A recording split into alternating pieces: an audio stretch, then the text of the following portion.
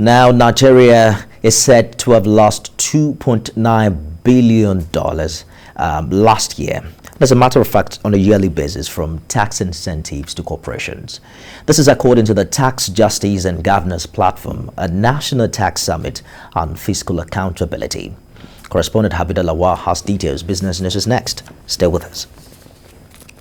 Tax remains the most sustainable avenue for mobilizing the needed resources for effective, responsive public service delivery and redistribution of the collective wealth of a country. It is also a tool for social justice and human rights. A functioning state that can meet the basic needs of its people must rely ultimately on its tax revenue to meet development objectives, especially the Sustainable Development Goals. This tax summit is aimed at consolidating citizens' engagement and influence on tax policies, addressing other emerging issues, especially in the face of continuing change in the fiscal architecture of the country. Participants are worried that Nigerian external loan reached $28.57 billion as of December 2020. The domestic and foreign debt figures are higher now as the government has borrowed more in 2021. We've become a country of borrowing. It's now more than 35 trillion.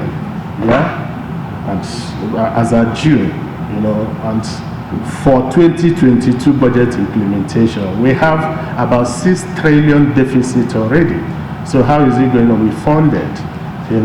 So we really need to engage and provide policy alternative for the government. A report by the World Bank placed Nigeria among the top 10 countries with the highest debt risk exposure.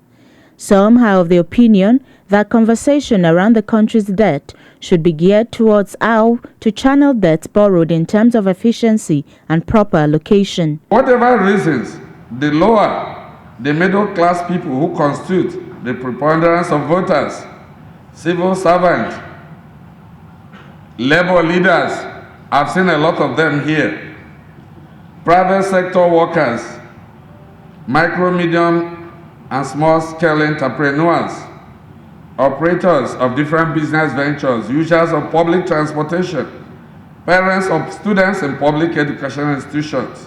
Nigeria's loan is already unsustainable because it is taking 95 to 97% of revenue generated. The summit will also focus on measures to entrenching accountability in public finance management and touch on major issues of tax reform policies.